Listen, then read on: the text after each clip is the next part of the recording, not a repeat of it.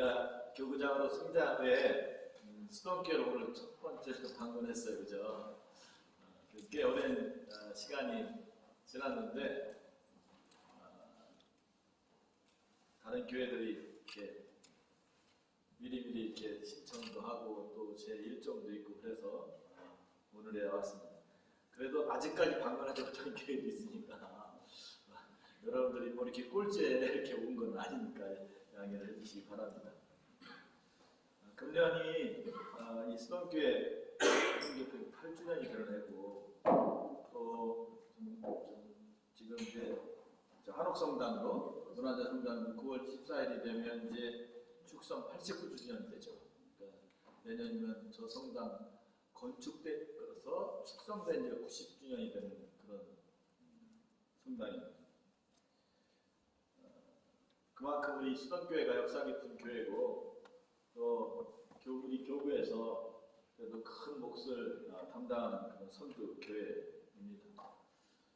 새로 부임하신 우리 등경석 신부님과 더불어서 선교의 새 역사를 크게 이루어 가시기를 축원합니다. 아멘. 오늘은 성지주일이면서 또 고난주일이라는 이중적인 모습을 지닌 주일이에요. 우리가 밖에서 이제 코로나 이후에 그래서 처음으로 이렇게 성지주일 그 순행 예식을 했는데 이 성당에 들어오기 전까지가 성지주일이고 들어오고 나서부터는 이제 고난주일을 지키는 거죠. 그래서 사실 성지주일 그 수행식은 기쁘게 하는 거예요. 전에는 이렇게 앞에서 지인이나 북을 치면서 이렇게 한 바퀴 동네를 돌기도 하고 그랬어요. 제가 아프리카 가니까 아프리카는 지금도 동네 전체를 돌더라고요. 긴 그 나뭇가지 이렇게 된 거 큰 거를 들고 아주 그냥 뭐 마을 전체를 신나게 돌고 성당에 와서 언제 그랬나는 듯이 시원하게 고난주일을 지키는 모습을 보니까 와, 이 성지주일과 이 고난주일을 전환되는 그런 것들을 전례안에서 이토록 이렇게 표현하는구나 하는 것을 또 경험해봤어요. 우리가 나뭇가지를 축복하고 그 축복된 성지까지 들고 순행하는 것은 예수님이 예루살렘 입성하시는 걸 상징하는 거죠. 그죠? 그때 2000년 전에 예수님이 예루살렘 성에 입성할 때 사람들이 그랬던 거예요. 그것을 이제 하는 거죠. 그래서 우리가 그런 2000년 전에 했던 그 모습을 재현하는, 전례 안에서 재현하는 것은 단순히 예수님이 예루살렘에 들어가고 또 예수님이 거기서 죽고 예수님이 부활했다 라는 것을 이렇게 회상하는 뜻에서 하는 것만은 아니에요. 회상은 과거잖아요. 그리스도의 죽음과 부활의 신비는 지금도 매 순간 우리들 가운데서 현존하고 또 모든 순간에 우리들에게 힘을 주는 그런 의미로서 우리가 이 신앙적으로 받아들이기도 하고 체험하기도 하고 또 그렇게 증거하기도 해야 하는 것입니다. 이 땅 성가 부리면서 이제 사실 이제 고난주일을 이제 지키는 건데 오늘 보면 이 밖에서 읽을 때 복음에는 우리가 뭐 이마에 십자가도 긋고 뭐 촛대도 서이고 그랬는데 순환복음 읽을 때는 그냥 앉아서 듣다가 마지막에 예수님 숨을 거두시고 그 즈음에 일어나고 또 촛대나 뭐 이항이나 그 어떤 것도 복음을 읽을 때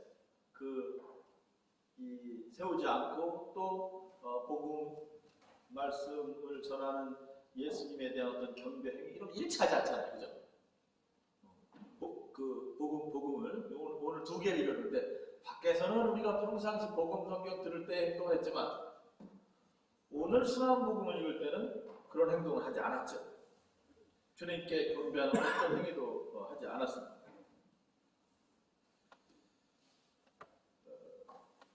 바로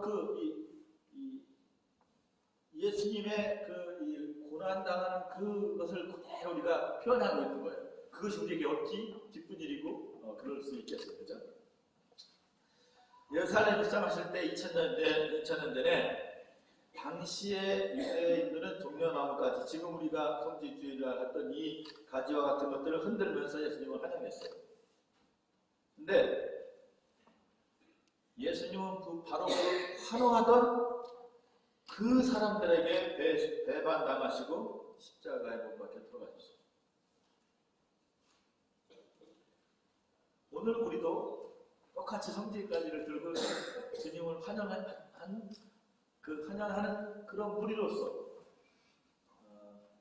여기에 있습니다.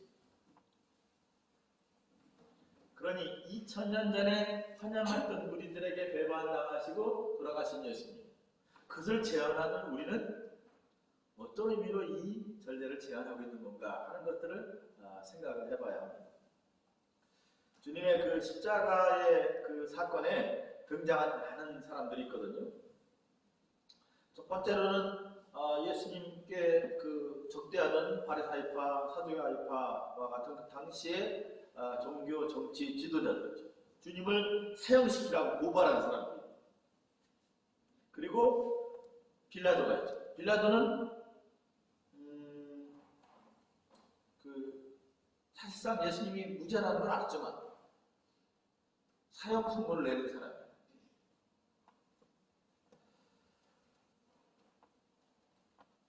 사실 빌라도는 양심상 예수님께 어떤 죽일 만한 죄를 발견하지 못했어요. 그래서 놔주려고 했죠. 근데 모여든 군중, 그 환호했던 예수님을 환호했던 군중들은 예수님을 풀어주지 말고 예수님이 십자가 못 박아 죽이고 대신에 풀어주려면 바라바를 살려주라고 그렇게 소리친 사람들이에요. 등장인물에 고발한 사람,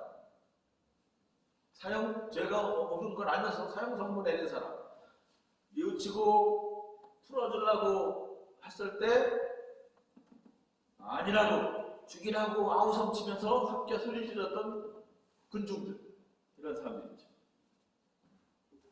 또 주님을 따랐던 제자들은 주님께 등을 돌리고 자기들만 살려고 도망가 버렸죠. 아주 제일 충성스러운 베드로도 내가 그 사람을 알면 천벌을 받는다. 거짓말하는 거 아니야? 정말 모른다. 이렇게까지 얘기하죠. 자, 이렇게 등장하는 사람들이 다 이 예수님의 십자가의 죽음에 대해서 어떤 사람은 직접적으로 관계하고 어떤 사람은 회피하고 또 부인하고 이런 사람들이 등장하고 있어요. 우리가 선한복음을 길게 읽으면서 그와 같은 많은 등장인물들을 우리가 이렇게 생각을 하는 겁니다. 그 사람들의 공통점은요, 다 자기 이기적인 입장이에요. 자기 이기적인 입장, 자기의 어떤 또는 자기의 어떤 그 욕심, 이런 것들로 인해서 예수님을 죽음으로 몰고 가고 있는 거예요. 또는 예수님의 죽음을 모른 척하거나 그러고 있는 거예요. 이 등장인물이 다 그런 거예요. 그러니까 십자가 사건에서 오직 예수님만 죽었어요. 그죠? 고발한 사람 또는 예수님을 다른 사람조차도 안 죽었어요. 제자들, 오직 예수님만 죽었어요. 이게 우리가 바깥에서 성지가들과 막 돌고 들어와서 이 예식 가운데 들은 순환복음에 대해서. 그렇다면 2000년 전에 했던 그 십자가 사건에 등장하는 수많은 사람들 중에서 나는 어떤 위치에 있고 나는 그들과 어떤 태도로 태도를 달리할 건가, 이런 걸 생각해 봐야겠죠. 우리는 배신 안 할 겁니다. 배도를 약속했다가 그 자기 목숨이 위험할 것 같으니까 너 모른다고 아무 상관없다고 내가 지금 이거 말하는 거 거짓말이면 나 천벌받아야 된다고 이렇게 베드로까지 부인했는데 우리는 그렇게 안 하겠다. 이해식을 하는 거예요.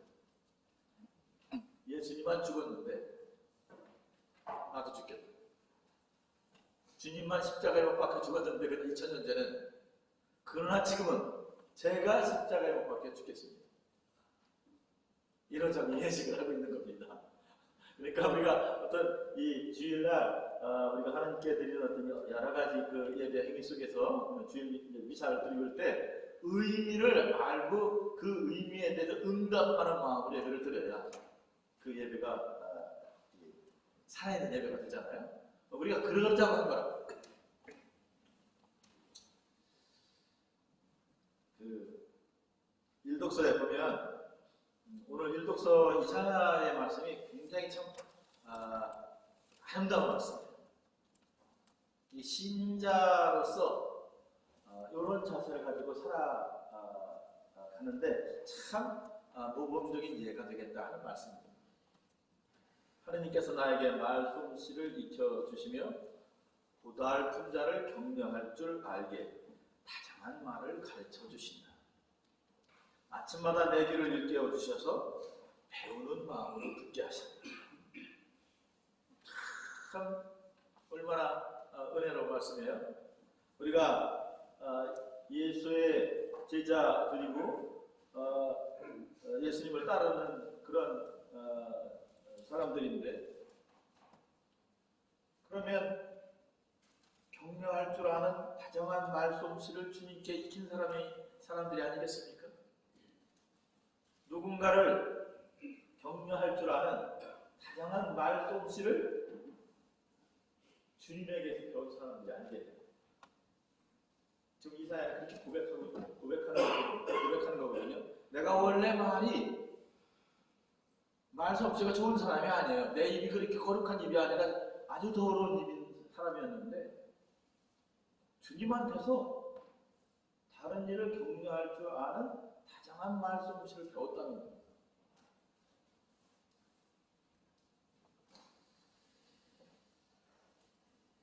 또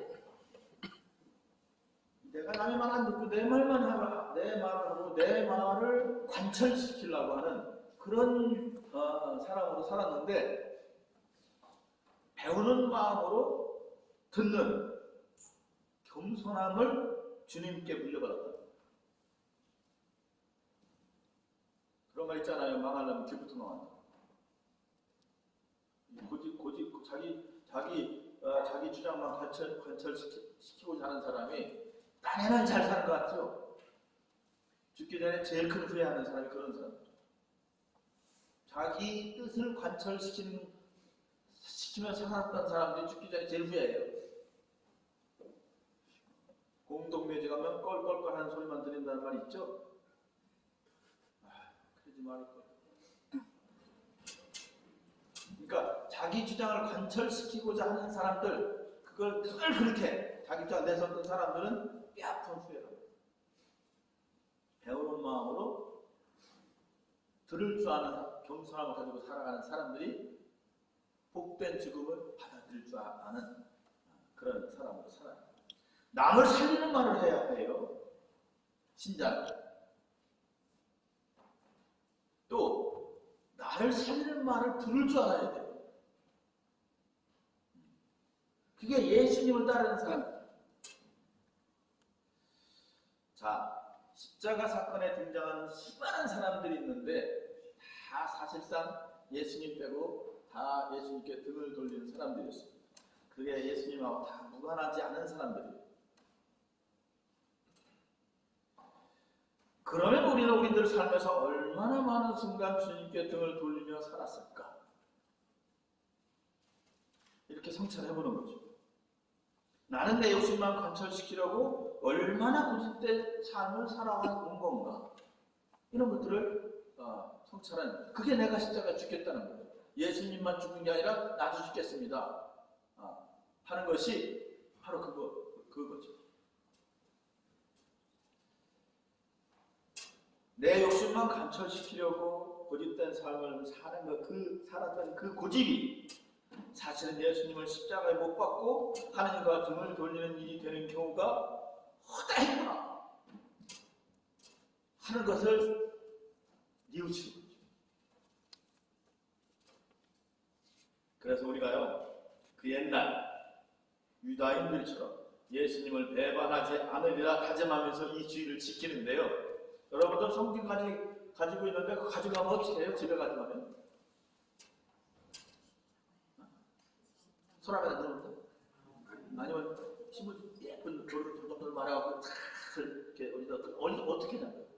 십자가에 꽂아놓죠. 그죠? 그 성지가지가 십자가와 무관하지 않다는 거예요. 그 십자가에다 꽂아놓죠. 그죠? 요거 흔들었던 사람이 예전에 십자가에 못 박았죠. 그죠? 꽂아놓으면 어떻게 되겠어요? 우리가 이 전례를 했으니까 나는 그러지 않겠습니다. 1년 내내 우리 집에 십자가에는 이 성지가 꽂혀 있어요. 오늘 우리가 했던 전례가 그걸 보면 딱 떠오르는 거죠. 그래서 거기다 꽂아놓는 거예요. 그러고 나서 그 나중에 1년 뒤에 뭐 해요? 그거 가지고? 그거 갖다가 태워갖고 재 만들어갖고 40일 동안 회개하자고 할 때 쓰는 재로 쓰죠. 그건 왜 그러고?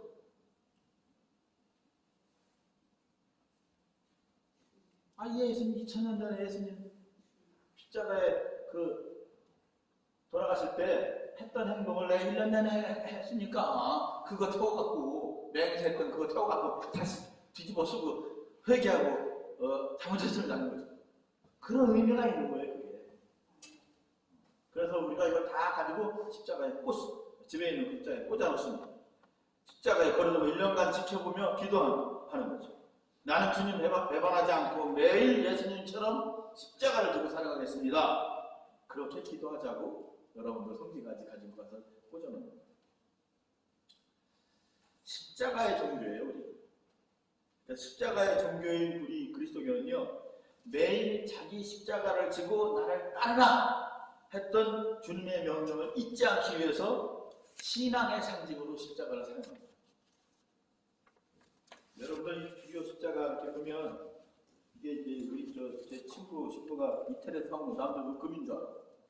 이거 금이면 내가 얼른 가서 팔았을 거예요. 그 팔아고 도면들하고 딴 데 쓰고 좀 싼 거로 하면 되지, 그죠? 금이 아니에요. 근데 예쁘게 만들었는데 요게 거기에 가려놓은 십자가처럼 사이즈가 굉장히 큰 건 어떨까? 이게 제가 매달려 있는 것 같아 보일 거 아니에요. 그죠? 이게 큰 거 하면 제가 거기 매달려 있는 것 같아 보일 거 아니에요. 그죠? 이 주교의 십자가에는 예수님 상을 못 달리고 있어요. 고상. 이유는 네가 달려. 그러니까 이걸 줄 때는 네가 십자가에 넣어도 매일같이 십자가를 지고 따라갔으니까 네가 십자가 달린다는 거예요. 제가 걸을 때는 제가 달리겠습니다. 라는 의미로 이렇게 하는 거예요. 그런 상징을 하는 거예요. 세월이 흐르다 보니 거기가 보석받고 뭐 해갖고 그냥 온갖 해갖고 죽어랬더니 그거 가지고 그냥 이상한 그 교회 역사가 있죠. 의미를 알고 해야 하는 거죠. 그래서 이 십자가를 걸 때마다 십자가를 지고 따르라 했으니까 제가 십자가 지고 따르겠습니다 하고 십자가 매는 심정으로 걸으라는 거예요. 지금 그걸 보고 신자들은 맞아, 주님께서는 매일 자기 십자가를 지고 따르라고 했지 라고 알아듣는 거예요. 시각 설교를 하는 거예요. 주가 이걸 하고 다니는 이유는 시각 설교를 하기 위해서요. 우리 모두가 주교만 그 명령을 받은 게 아니라 세례받은 모든 신자들이 바로 그 주님의 명령을 받았지. 그러니 내가 십자가를 지고 주님을 따라야지. 이렇게 생각하고 그래서 제가 하고 다니는 거예요. 두 가지 목적으로 저한테도 설교하고 제 모습을 본 신자들에게도 시각적인 설교를 하기 위해서 하고 다니는 거예요. 제가 24시간 떠들어 들었잖아요. 그러니까 시각적인 설계를 위해서 하는 겁니다. 이번 이제 오늘부터 성주간이죠. 이 성주간의 전례는요, 이 예수님의 그 십자가의 죽으심의 그 정점에 이르는 그 기간을 우리가 기념하면서 쫓아가는 거예요. 근데 오늘 순환복음에서 있는 것처럼 그 십자가 사건에서 예수님만 죽으면 곤란하겠죠. 금년에 우리가 성주간을 지킬 때는 그 예수님이 내가 돼요. 내가 그 예수님처럼 십자가를 지고 이 성주간 전례를 하는 그런 심정으로 이 전례를 쫓아가야 합니다. 그리고 그것은 나의 일평생에 대하고 금년 한 해가 되어야 하는 거죠. 또 적게는 나의 하루가 되어야 하는 거죠. 그래서 제가 그런 말 잘하는데 이번 성주간에는 죽으시기 바래요. 제가 옛날에 어떤 분을 위해서 돌아가시라고 기도했더니 따님이 아니 신부 좀 어떻게 그런 기도를 하세요. 근데 아버님 돌아가신 거 보더니 아이고 신부님 감사해요 그러더라고요. 어떤 분이 암으로 굉장히 오래 투병을 생활했는데 위암으로 너무너무 고통스러운 거예요. 연세도 많으셨어요. 제가 이제 신방 갔는데 돌아가실 때가 어느 정도 될 거다 생각해서 그쪽에 다 모이더라고요. 그때 그래도 신부가 가서 기도할 때 이 치유해서 일어나라 기도해야지 죽으라 기도할 수 없잖아요. 그래서 제가 주님 할 수만 있다면 좀 조금의 시간이라도 시간을 주셔서 좀 마무리를 잘하고 이 고통도 좀 제거해 주셔서 기쁘게 갈 수 있도록 좀 살려주십시오. 그랬더니 그 양반이 제 얼굴을 보죠. 아니 신부님 제발 그렇게 기도 좀 하지 말고 빨리 좀 데려가라 지금 기도해줘요. 그러더라고요. 그 모습이 그 고통이 극에 달한 고통입니다. 그래서 제가 이렇게 안았더니 어린아이처럼 이렇게 하는데 마치 어린 아이가 뱃속에 있는 모습처럼 제품이 꼭 앉더라고요. 오랫동안 투병 생활에서 뼈와 가죽만 남아갖고 가벼운 제가 그렇게 안고서 기도했어요. 하느님 그만 이제 이 고통은 좀 그만 주시고 이제 주님 데려가십시오. 그랬더니 딸이 없어서 아니 주님 어떻게 가라를 기도하냐고 그러더라고요. 제가 그 교우님 바오로님이었는데 바오로님 제가 사탄에게 당신의 영혼 뺏기지 않습니다. 그러니 하나님께 온전히 인계해 드릴 것이고 제가 지키고 있을 테니 편히 가세요. 그냥 가라앉아 가시다. 그 모습 보고 딸이 감사합니다. 나도 더 크게 죽었으면 좋겠어.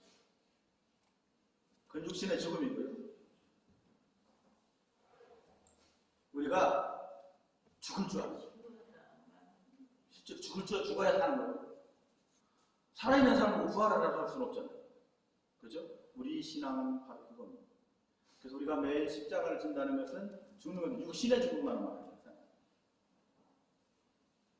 실제로 나라는 자아를 죽이는 거죠.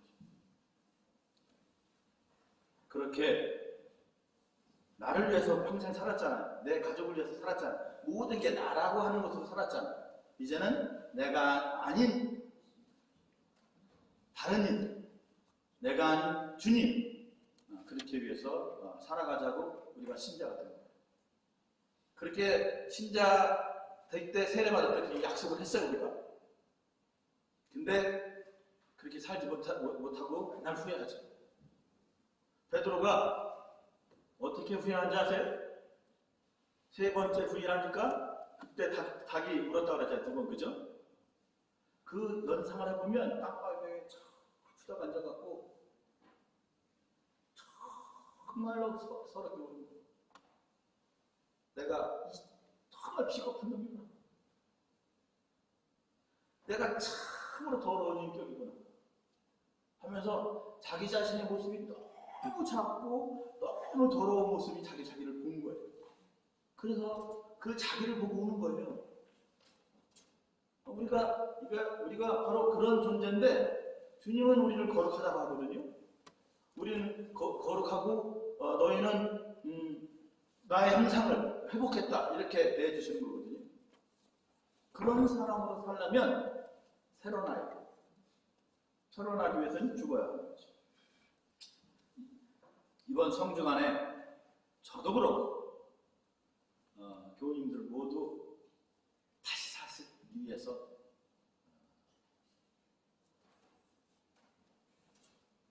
예수님처럼 십자가에 매달려 죽는 그 길을 기꺼이 가시다가